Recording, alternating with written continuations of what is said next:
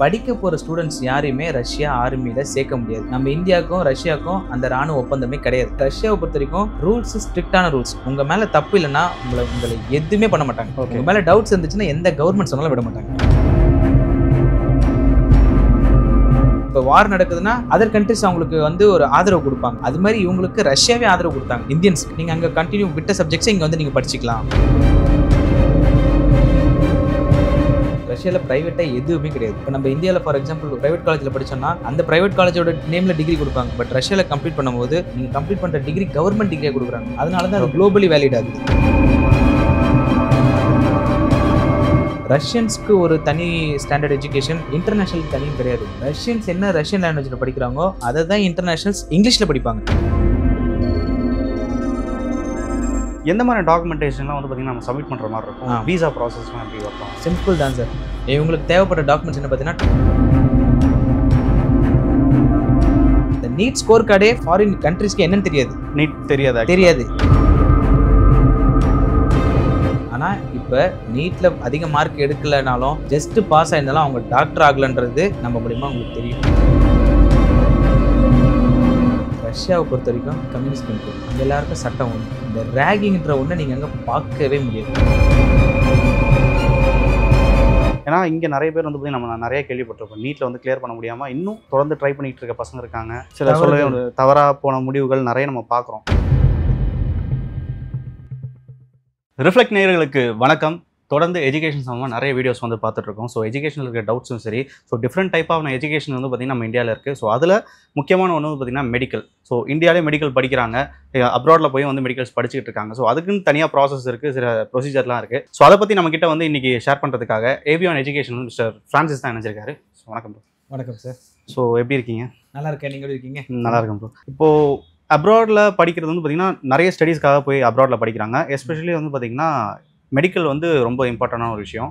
So இந்தியாவில் medical படிக்கிறதுக்கும் ஒரு அப்ராடில் போயிட்டு ஒரு மெடிக்கல் ஃபீல்டில் வந்து பார்த்திங்கன்னா படிக்கிறதுக்கும் என்ன டிஃப்ரென்ஸ் இருக்குது? டிஃப்ரென்ஸ்னு பார்த்தீங்கன்னா இந்தியாவில் ரெண்டு விஷயம். ஒன்று மார்க் எஃபிஷியன்சி, இன்னொன்று காஸ்ட் எஃபிஷியன்சி. ஓகே. இந்தியாவில் வந்து நீங்கள் பிளேஸ்மெண்ட் ஆகணும்னா உங்களுக்கு குறிப்பிட்ட லிமிட்டட் மார்க்ஸ் இல்லாமல் கொஞ்சம் மெரிட்டில் வரதுக்கான மார்க்ஸ் இருக்கணும், பர்சன்டேஜ். கண்டிப்பாக. அது இல்லைனா நம்மளுக்கு இந்தியாவில் சீட்ஸ் கிடைக்காது. ஓகே. அப்படியே கிடைச்சாலும் பர் இயருக்கு அவங்க பே பண்ணுற பேமெண்ட் ஃபீஸாக அது ரொம்ப அதிகமாக இருக்குது. அது எல்லாருக்கும் அஃபோர்டபுளாக ஆகாது. ஓகே. இந்த கட் ஆஃப் கீழே போனால் அவங்க பர் இயருக்கு மினிமம் 25 lakhs கட்டுற மாதிரி இருக்குது. Okay okay. அந்த ஒரு விஷயம் தான், காஸ்ட் எஃபிஷியன்சியாக மார்க் எஃபிஷியன்சியாக தான் இங்கே ப்ராப்ளமாக இருக்குது. Okay okay bro. இப்போ வந்து இந்தியாவிலேருந்து அப்ராடில் போய் படிக்கிற மெடிக்கல் ஸ்டூடெண்ட்ஸோட அளவு வந்து எந்த அளவுக்கு இருக்குது? இப்போ இயர் பை இயர் வந்து இன்க்ரீஸ் ஆகிட்டு இருக்கா? ஏன்னா இப்போ வந்து ரீசெண்டாக மெடிக்கல் ஃபீல்டில் இந்த கட் ஆஃப் பண்ணியிருந்தாங்க, மார்க் வந்து கட் ஆஃப் குறைச்சிருந்தாங்க. ஸோ இதனால் வந்து பார்த்தீங்கன்னா இது வந்து ரெடியூஸ் ஆகிறதுக்கான வாய்ப்பு இருக்கா, இல்லை வந்து பெஸ்ட் எஜுகேஷனுக்காக அப்ராட்ஸ் வந்து போயிட்டு தான் இருக்காங்களா? இப்போ சமீபமாக ஒரு 3 வருஷமாக லாஸ்ட் 3 years அப்ராடுக்கு போகிற ஸ்டூடெண்ட்ஸோட மெடிக்கல் ஸ்டூடெண்ட்ஸ் எண்ணிக்கை அதிகமாக இருக்குது. ஓகே. ஏன்னா நம்ம இந்தியாவில் வந்து பார்த்தீங்கன்னா டோட்டலாக 1.5 lakhs சீட்ஸ் தான் இருக்குது. ஓகே. ஆனால் இந்த இயர் அப்பியர் ஆனவங்க மொத்தம் 25 லட்சம் பேர் அப்பியர் ஆயிருக்காங்க நீட் எக்ஸாமுக்கு. ஸோ 1.5 lakhs சீட்டு போக பேலன்ஸ் இருக்க எல்லாருமே அப்ராடாக தான் ஆப்ஷன் எடுக்கிறாங்க. ஓகே. பிகாஸ் இங்கே உங்களுக்கு வேக்கன்ட் கிடையாது. புரியுது. அது போக மார்க்ஸ் கம்மி எடுத்த ஸ்டூடெண்ட்ஸ் என்ன பண்ணுறாங்கன்னா அவங்களுக்கு அந்த டாக்டர்ன்ற எய்ம் இருக்கிறதுனால இந்தியாவில் கிடைக்கலனாலும் அவங்க எய்மை அப்ராடில் போய் அவங்க கம்ப்ளீட் பண்ணிடுறாங்க. புரியுது. ஸோ வருஷம் இன்க்ரீஸ் ஆகிட்டு தான் போகிறாங்க அப்ராடுக்கு போகிறதோட ஸ்டூடெண்ட்ஸ் எண்ணிக்கை, ஸ்பெஷலி மெடிக்கலில். ஆமாம். Okay okay bro. இப்போ வந்து அப்ராட் போகிறாங்க, ஓகே. இப்போ கட் ஆஃப் வந்து கம்மியாக இருக்குது, அதனால் வந்து பார்த்திங்கன்னா இப்போது அதனால் இன்க்ரீஸ் ஆகிட்டு தான் இருக்குன்றப்போ அப்ராடில் போய் படிக்கும். இப்போ கனடாலாம் வந்து பார்த்திங்கன்னா ஒரு ஜாபுக்காகவோ எஜுகேஷனுக்காக போகும்போது அங்கே ஒரு ஸ்பெசிஃபிக்கான ஒரு எக்ஸாம் வந்து கிளியர் பண்ணதுக்கப்புறம் தான் நமக்கு வந்து என்ட்ரியே கிடைக்கும். அந்த மாதிரி இப்போது நீங்கள் அனுப்புறது ரஷ்யான்னு சொல்லியிருந்தீங்க. ஸோ ரஷ்யான்றப்போ அதுக்கு என்ன மாதிரியான ப்ராசஸ்லாம் இருக்குது, அதுக்கு என்ன மாதிரி எக்ஸாம்ஸ்லாம் வந்து நம்ம கிளியர் பண்ணுற மாதிரி இருக்குது?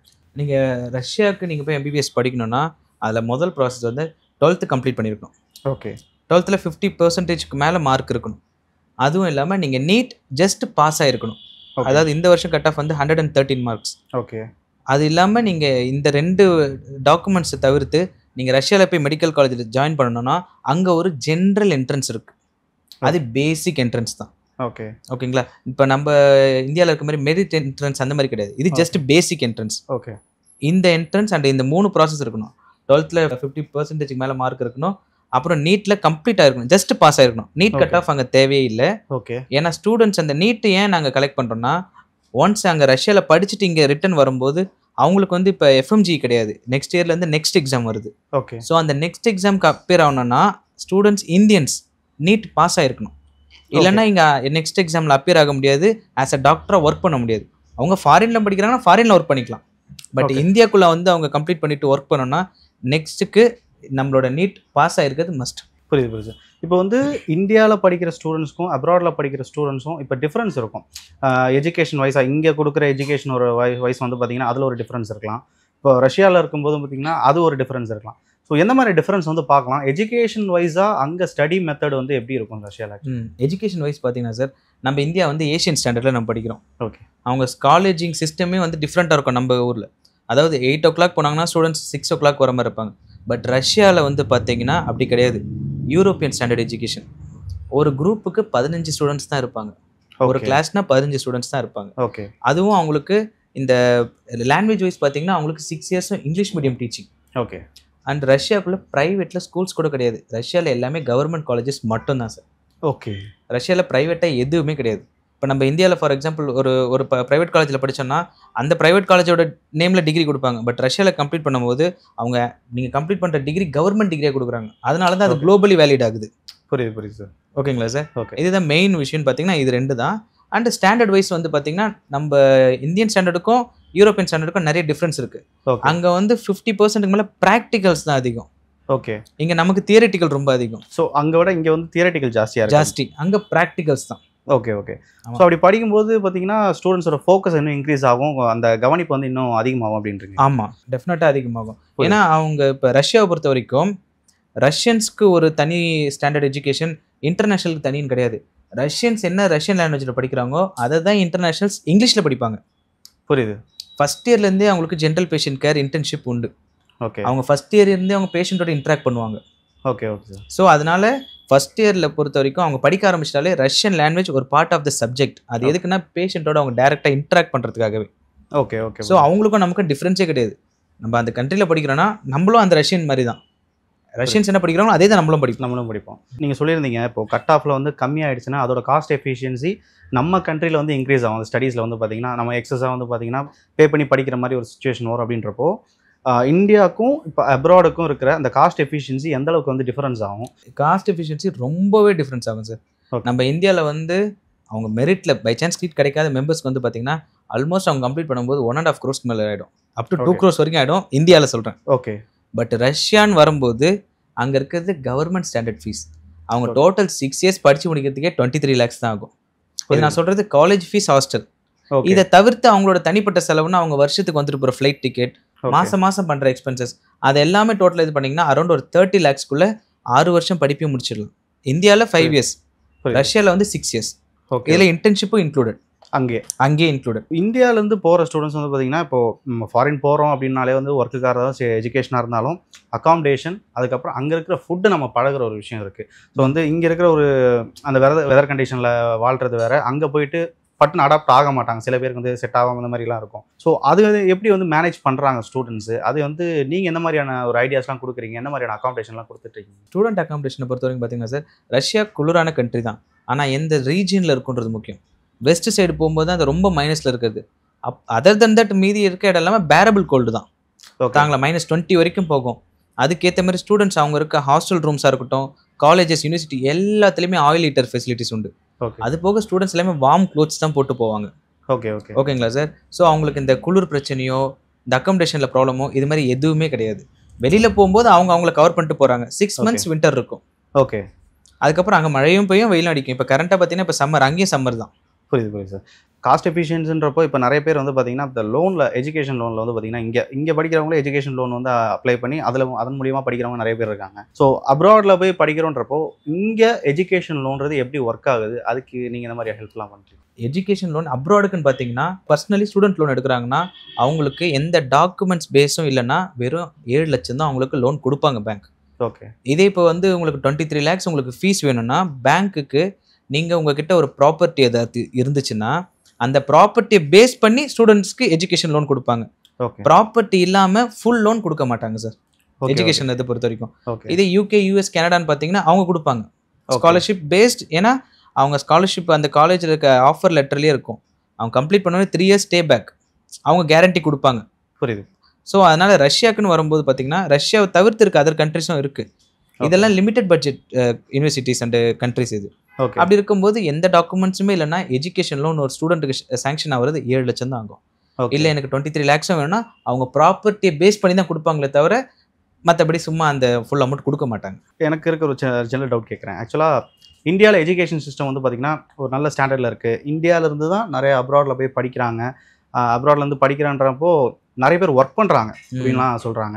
இப்போ ரஷ்யாவில் போய் நம்ம போய் படிக்கிறோன்னா கூட அவங்க அங்கேயே ஒர்க் பண்ணுறதுக்கு என்ன மாதிரி ப்ராசஸ் இருக்குது. இப்போ அங்கே படித்து முடிச்சுட்டு இந்தியாவுக்கு வருவாங்க. ஸோ இந்தியா வந்ததுக்கப்புறம் ஏன்னா வந்து ஒரு இது மட்டும் கிடையாது. ஆக்சுவலாக இப்போ வந்து நம்ம எம்பிபிஎஸ் மட்டும் பண்ணுறது கிடையாது. எம்பிபிஎஸ் தாண்டி வந்து பார்த்திங்கன்னா இஎன்டிக்கு படிப்பாங்க. ஒரு தனித்தனி இதுக்கெலாம் இருக்குது. ஸோ அப்படி இருக்கும்போது அதெல்லாம் எப்படி ஒர்க் ஆகுது ஆக்சுவலாக? சார் இப்போ இந்தியாவில் படிக்கிறதுக்கும் சரி அப்ராடில் படிக்கிறதுக்கும் 2 டிஃப்ரென்ஸ் இருக்குது. இப்போ ரஷ்யாவில் படிச்சுட்டு அங்கே ஒர்க் பண்ணணும்னு நினச்சாங்கன்னா ஸ்டூடெண்ட் 6th year கம்ப்ளீட் பண்ண உடனே அவங்களுக்கு அக்ரிடிட்டேஷன் ஒரு எக்ஸாம் இருக்குது. ஓகே அது ரஷ்யன்ஸ்லேருந்து இந்தியன்ஸ் எல்லாருமே எழுதுகிற எக்ஸாம். அந்த எக்ஸாம் எழுதுனாங்கன்னா ரஷ்யாலே ஆஸ் அ டாக்டராக ஒர்க் பண்ணலாம். ஓகே அப்படி இல்லை நான் 3rd year அப்புறமே வந்து நான் டியூட்டி டாக்டரோ இல்லை டாக்டர் அசிஸ்டண்ட்டாக ஒர்க் பண்ணணும். 3rd year முடியும் போது மெட் சிஸ்டர் எக்ஸாம்னு ஒன்று இருக்குது. ஓகே 3rd year படிக்கும்போது அந்த எக்ஸாம் எழுதுனாங்கன்னா அவங்க அங்கே இருக்க பாலிகிளினிக்லேயே டாக்டர் அசிஸ்டண்ட்டாவோ இல்லை ஹெட் நர்ஸ் அசிஸ்டண்ட்டாவோ அங்கேயே ஒர்க் பண்ணலாம் ஸ்டூடெண்ட்ஸ். ஓகே இது 2 ஆப்ஷன்ஸ் தான். இந்தியாவில் இப்போ இந்தியாவுக்கு வராங்க, அவங்க ஒர்க் பண்ணிட்டு கம்ப்ளீட் பண்ணிட்டு வராங்கன்னா அவங்க ஃபஸ்ட்டு நம்ம இந்தியாவில் பண்ண வேண்டியது என்ட்ரன்ஸ், பேசிக் என்ட்ரன்ஸ், அதாவது நெக்ஸ்ட் எக்ஸாம். எஃப்எம்ஜி இந்த இயரோட முடியுதுன்னு சொல்லியிருக்காங்க. ஓகே அப்படி இங்கே வந்துட்டாங்கன்னா நெக்ஸ்ட் எக்ஸாம் கிளியர் பண்ணாதான் இவங்க இங்கே இன்டர்ன்ஷிப் பண்ணி அடுத்து இங்கே டாக்டராக ஒர்க் பண்ணணும். ஓகே அதுக்கான லைசன்ஸ் அவங்க கிடைக்கும். ஆமாம், அவங்களுக்கான லைசன்ஸ் கிடைக்கணும்னா இங்கே அந்த நெக்ஸ்ட் எக்ஸாம் எழுதணும். ஓகே ஓகே இப்போ வந்து பேங்கிற வித்தியாசம் இருக்குது. இப்போது அப்ராடில் ஒர்க் பண்ணிவிட்டு அங்கே வாங்குகிற பேக்கும் இப்போ இந்தியாவில் வாங்குகிற பேக்கும் எந்த மாதிரியான வித்தியாசம் இருக்கும்? ஏன்னா நிறைய பேர் சொல்கிறாங்க இப்போ ஃபாரின் கண்ட்ரீஸில் வந்து டாக்டர்ஸுக்கு நல்ல பே இருக்கும். ஸோ அதனால் மோஸ்ட் ஆஃப் த டாக்டர்ஸ் வந்து பார்த்திங்கன்னா ஃபாரின் கண்ட்ரி தான் அஃபோர்ட் பண்ணிட்டு இருக்காங்க. இந்தியாவில் வந்து அதுக்காக அந்த அளவுக்கு கிடையாது, அந்த அளவுக்கு வந்து பார்த்திங்கன்னா ஒரு இம்பார்ட்டன்ஸ் கிடையாது அப்படின்ற மாதிரி ஒரு டாக்லாம் இருக்குது. ஸோ அது ஆக்சுவலாக ட்ரூத் தானா? ஆமாம் சார், அது ஓரளவுக்கு உண்மை தான். இந்தியாவில் வந்து பார்த்தீங்கன்னா வெறும் யூஜி மட்டும் முடித்தவங்களுக்கு அந்த அளவுக்கு பே இருக்குமான்னு கேட்டால் கிடையாது. மாஸ்டர்ஸ் பண்ணுறவங்களுக்கு நல்ல பே உண்டு. ஓகேங்களா? ஸோ அப்ராடுன்னு வரும்போது யூஜி முடித்தா அதுக்கு ஒரு பே இந்தியாவோட கொஞ்சம் அதிகமாக தான் இருக்குது. ஓகே மாஸ்டர்ஸ் முடித்தா அது கம்பேரிட்டிவ்லி ரொம்ப அதிகமாக இருக்குது. ஓகே நீங்கள் வந்து எத்தனை பேர் இது வரைக்கும் வந்து பார்த்தீங்கன்னா இங்கேருந்து உங்கள் மூலியமாக அப்ராடில் போய் படிச்சிருக்காங்க? அது போயிருக்காங்க சார், அது அரௌண்ட் 400 கிட்ட போயிருக்காங்க. 400. இப்போது உங்கள் கணக்கில் கேட்குறேன், இப்போ நீங்கள் அமிச்சவங்களே எத்தனை பேர் வந்து இந்தியாவில் வந்து ஒர்க் பண்ணுறாங்க? ஆல்மோஸ்ட் வந்து பார்த்தீங்கன்னா அங்கேயே அஃபோர்ட் பண்ணிட்டாங்களா? இப்போ லாஸ்ட் பேட்ச் கம்ப்ளீட் பண்ணதுக்கு முன்னாடி உள்ளவங்க இது வரைக்கும் 33 பேர் இங்கே ஒர்க் பண்ணிட்டு இருக்காங்க. ஓகே மீதி எல்லாருமே மாஸ்டர்ஸ்க்கு போயிட்டாங்க. ஓகே ஹையர் ஸ்டடீஸ்க்கு மாஸ்டர் போயிட்டாங்க. ஒரு சிலர் செட்டில் ஆகிட்டாங்க, ஒரு சிலர் படிச்சுட்டு இருக்காங்க. ஓகே ஓகே ஓகேங்களா? ஓகே இங்கே இப்போ மெயின் விஷயம் என்னென்னா இங்கே இப்போ முடிச்சுட்டு வரும்போது அவங்களுக்கு எல்லாருமே ஒரு ஸ்ட்ரகிள் ஆகுறது என்னென்னா, ஓகே அங்கே ஃபாரின்லேருந்து படிச்சுட்டு வந்தால் இந்த எக்ஸாம் கம்ப்ளீட் ஆகணும், அது ரொம்ப கஷ்டம், முடிக்க முடியாது அப்படிலாம் கிடையாது. எந்த ஒரு எக்ஸாமாக இருந்தாலுமே நம்ம கரெக்டான ஒரு இடத்துல போய் படித்தோம்னா ஓகே படித்ததை தான் அவங்க கொஷினை கேட்க போகிறாங்க, நம்ம அதை எழுதிடலாம். Okay okay fine. ஓகேங்களா? ஸோ இந்த மாதிரி கண்ட்ரிஸ் லிஸ்ட்டில் வரும்போது நாங்கள் ரஷ்யாவுக்கு மட்டும் தான் நாங்கள் பண்ணுறோம். நம்ம அதர் கண்ட்ரிஸ் நாங்கள் எதுவுமே ஸ்டாண்டர்ட் வைஸில் நாங்கள் பண்ணலை. ஏன்னா இப்போ அதர் கண்ட்ரிஸ் நான் சொல்லணும்னா இப்போ Kyrgyzstan, Uzbekistan, Armenia, Georgia, Belarus, Bulgaria, அப்புறம் நிறைய கண்ட்ரிஸ் இருக்குது, ஒரு 15 கண்ட்ரிஸ். இது எல்லாமே ரஷ்யாவிலேருந்து செப்பரேட்டான கண்ட்ரிஸ். ஓகே ஓகேங்களா சார்? ஓகே இப்போ நம்ம ஃபார் எக்ஸாம்பிள் இப்போ நீங்கள் ரஷ்யாவில் 2nd year முடிச்சிட்டிங்கன்னா 3rd year போய் நீங்கள் அர்மேனியாவில் ஜாயின் பண்ணிக்கலாம். ஆனால் அர்மேனியாவில் 2nd year முடிச்சிங்கன்னா ரஷ்யாக்குள்ளே வரவே முடியாது, எஜுகேஷன் ஸ்டாண்டர்ட் மாறுது. ஓகே ஆனால் கிர்கிஸ்தான், உஸ்பெகிஸ்தான் இந்த கண்ட்ரியில் படிச்சுட்டு வந்தாலும் நெக்ஸ்ட் கிளியர் பண்ணி வந்துட்டாங்கன்னா அவங்க டாக்டர்ஸ் தான். புரியுது சார். சரி இப்போ வந்து நான் வந்து இப்போ ரீசெண்டாக ஒரு செட் ஆஃப் பீரியடில் டைமில் வந்து கேள்விப்பட்டது என்னென்னா, சில எமர்ஜென்சி டைம்ஸில் வந்து பார்த்திங்கன்னா எனக்கு தெரிஞ்சவங்களே வந்து அப்ராடில் ஸ்டடீஸ் பண்ணிகிட்டு இருந்தாங்க. பண்ணிகிட்டு இருக்கும்போது அங்கே ஒரு எமர்ஜென்சி சுச்சுவேஷன் வந்துச்சு. அங்கே வந்து உக்ரைன் வார் வந்தப்போ அந்த இடத்துல கட் பண்ணிட்டு அதுக்கப்புறம் வேறு கண்ட்ரிக்கு அவங்க ஷிஃப்ட் பண்ணாங்க. ஸோ அதுக்கு வந்து பார்த்திங்கன்னா அதுக்கு நிறைய ப்ராசஸ் இருந்துச்சு, அதுக்கான பே வந்து இன்னும் இன்க்ரீஸ் ஆச்சு. ஸோ அந்த மாதிரி சுச்சுவேஷனில் வந்து பார்த்திங்கன்னா எப்படி இந்த ஸ்டடீஸ் வந்து ஹேண்டில் பண்ணுறாங்க ஆக்சுவலாக? சார் ஆக்சுவலி இப்போ இந்த யுக்ரைன் வார் டைம் பார்த்தீங்கன்னா யுக்ரைன்லேருந்து வெளியேற்றப்பட்ட இந்தியன்ஸ் அவங்க முக்கால்வாசி ஸ்டூடெண்ட்ஸ் பார்த்தீங்கன்னா ரஷ்யா, ஜார்ஜியா, அர்மேனியா இந்த 3 கண்ட்ரிலையுமே போயிட்டு அவங்க முடிச்ச ஏற கண்டினியூ பண்ணிட்டாங்க. ஓகே ஓகேங்களா சார்? அந்த வார் ஜோன், அந்த வார் பிரச்சனை இருந்ததுனால தான் அவங்க அந்த இடத்துல போய் கண்டினியூ பண்ணாங்க. பட் அது எந்தெந்த கண்ட்ரிஸ் இப்போ வார் நடக்குதுன்னா அதர் கண்ட்ரிஸ் அவங்களுக்கு வந்து ஒரு ஆதரவு கொடுப்பாங்க. ஓகே இந்த ஸ்டூடெண்ட்ஸ் வந்து இங்கே கம்ப்ளீட் பண்ணிக்கலாம். இப்போ யுக்ரைனியன்ஸ் எல்லாமே போலாண்ட் இந்த மாதிரி நாட்டில் போயிருக்காங்களே, அது மாதிரி இவங்களுக்கு ரஷ்யாவே ஆதரவு கொடுத்தாங்க இந்தியன்ஸுக்கு. ஓகே நீங்கள் அங்கே கண்டினியூ விட்ட சப்ஜெக்ட்ஸை இங்கே வந்து நீங்கள் படிச்சிக்கலாம். Okay okay okay sir. ஓகேங்க. ஸோ அந்த மாதிரி இப்போ இங்கேருந்து போய் படிக்கிறதுக்கு டாக்குமெண்டேஷன் வந்து பார்த்தீங்கன்னா கம்பல்சரி. ஸோ நீட் வந்து பார்த்தீங்கன்னா ஜஸ்ட் பாஸ் ஆயிருக்குன்னு சொன்னீங்க. எந்த மாதிரி டாக்குமெண்டேஷன்லாம் வந்து பார்த்தீங்கன்னா நம்ம சப்மிட் பண்ணுற மாதிரி இருக்கும்? விசா ப்ராசஸ்லாம் எப்படி ஒர்க் ஆகும்? சிம்பிள் தான் சார். இவங்களுக்கு தேவைப்பட்ட டாக்குமெண்ட்ஸ் என்ன பார்த்தீங்கன்னா 12th மார்க் ஷீட். ஓகேங்களா? சம் யூனிவர்சிட்டிஸ் மட்டும்தான் 11th மார்க் ஷீட்டும் கேட்பாங்க.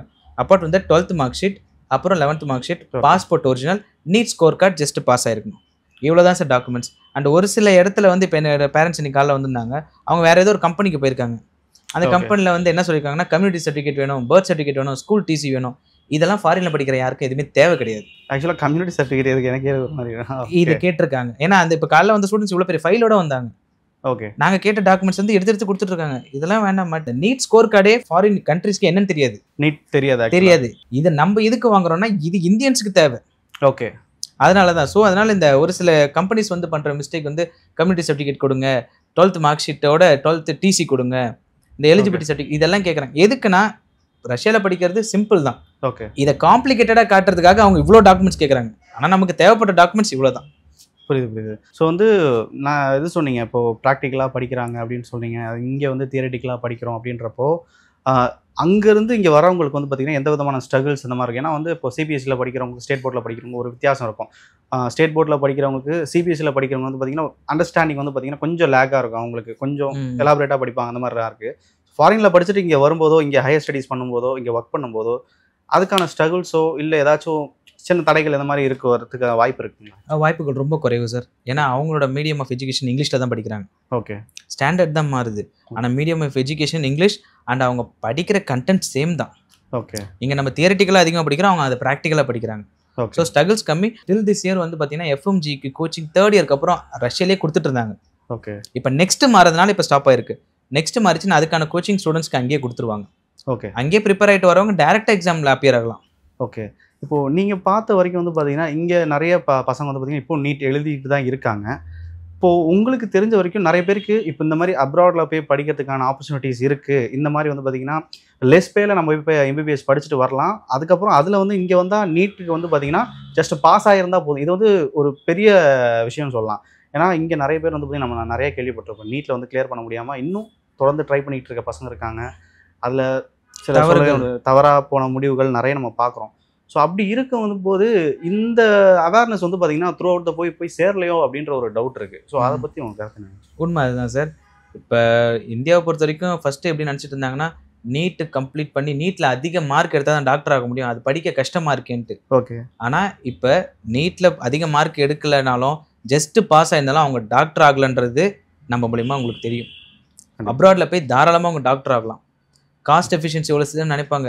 என்னால் 1.5 கோடி செலவு பண்ணி படிக்க முடியாது, ஓகே, நான் ஆனால் மார்க் கம்மியாக இருக்கேன்ட்டு. அந்த 1.5 கோடி செலவு பண்ணுற இடத்துல நீங்கள் ஒரு 25 லட்சத்தில் நீங்கள் டாக்டர் ஆகிடலாம். இந்தியாவுக்கும் நமக்கு ஃபாரினுக்கும் ஃபஸ்ட்டு இருந்த ஒரே டிஃப்ரென்ஸ் என்னென்னா ஃபாரின் எஃப்எம்ஜி எக்ஸாம் தான். ஃபஸ்ட்டு ஃபாரினில் இருக்கவங்க மட்டும் எழுதிட்டு இருந்தாங்க. இப்போ அப்படி கிடையாது. நெக்ஸ்ட்டுன்னு காமனாக ஒன்று கொண்டு வந்துட்டாங்க. நீங்கள் 2 கோடி ரூபாய் கொடுத்து இந்தியாவில் படித்தாலும் சரி, 25 லட்ச ரூபா கொடுத்து ஃபாரினில் படித்தாலும் சரி, 2 பேருமே அந்த எக்ஸாம் எழுதணும். இப்போ கம்பல்சரி. அதாவது இங்கே படித்து கம்ப்ளீட் பண்ணுவோம், நெக்ஸ்ட் எக்ஸாம் கம்ப்ளீட் பண்ணுவோம். ஆமாம், 2 பேருக்குமே அது கம்பல்சரி ஆகிடுச்சு, காமனாக வந்துருச்சு. ஓகே, அதனால தான் இப்போ சமீப காலமாக இந்த அப்ராடுக்கு போகிற ஸ்டூடெண்ட்ஸோட எண்ணிக்கை அதிகமாக இருக்குது. இங்கே சீட்ஸ் ட்ரை பண்ணுறவங்களும் பண்ணிட்டு தான் இருக்காங்க. ஒரு குறிப்பிட்ட ஸ்டேஜுக்கு அப்புறம் அவங்க அப்ராட் போயிடுறாங்க. ஸோ வந்து இந்த வீடியோ பார்க்குற மூலிமா, ஏன்னா நான் சொன்ன விஷயம் வந்து பார்த்தீங்கன்னா நான் நிறைய கேள்விப்பட்டிருப்போம். ஏன்னா நிறைய பேருக்கு இந்த அவேர்னஸ் இல்லாமல் வந்து பார்த்தீங்கன்னா தவறுதலான முடிவு எடுக்கிறதா இருக்கட்டும், ஒரு குழப்பத்தில் அங்கேயே நின்றுவாங்க சில பேர். நெக்ஸ்ட் என்ன பண்ணுறதுன்னு தெரியாத ஒரு சுச்சுவேஷன் வந்து அப்படியே நிற்கிறதுலாம் நிறைய பார்த்துருக்கோம். ஸோ இது பார்க்க முடியுமா, ஓகே இப்படி ஒரு ஆப்ஷன் இருக்குது அப்படின்ற ஒரு அவேர்னஸ் வந்து கண்டிப்பாக அவங்களுக்கு போய் சேர்ந்துருக்கும்னு சொல்லி நம்புகிறோம். ஸோ இப்போ வந்து பார்த்தீங்கன்னா அப்ராடு குறிப்பிட்டு வந்து பார்த்தீங்கன்னா ரஷ்யாவில் வந்து ரூல்ஸ் அண்ட் ரெகுலேஷன்ஸ் வந்து பார்த்தீங்கன்னா வேறு மாதிரி இருக்கும். ஸோ இந்தியா மாதிரி கிடையாது. ஆக்சுவலாக அங்கே கொஞ்சம் ஸ்ட்ரிக்டாக ஃபாலோ பண்ணுறது ரூல்ஸ் அண்ட் ரெகுலேஷன்ஸ்லாம் இருக்குது. ரீசெண்டாக கூட வந்து பார்த்தீங்கன்னா ஒரு ஆர்மிக்கு சென்ட் பண்ணுறதா சொல்லிட்டு ஒரு நியூஸ்லாம் வந்து பார்த்துருந்தோம். ஆக்சுவலாக அது என்ன நடந்துச்சு? அது ஆக்சுவலி நான் அந்த தனிப்பட்ட விஷயத்தை பற்றி நான் சொல்லலை, பட் அது என்னன்னு சொல்லிடுறேன். படிக்க போகிற ஸ்டூடெண்ட்ஸ் யாரையுமே ரஷ்யா ஆர்மியில் சேர்க்க முடியாது. நம்ம இந்தியாவுக்கும் ரஷ்யாவுக்கும் அந்த ராணுவ ஒப்பந்தமே கிடையாது. ஓகே, இப்போ ஸ்ரீலங்காவில் இருக்கவங்க யுக்ரைன் ஆர்மிக்கு ஃபைட் பண்ணுறாங்க.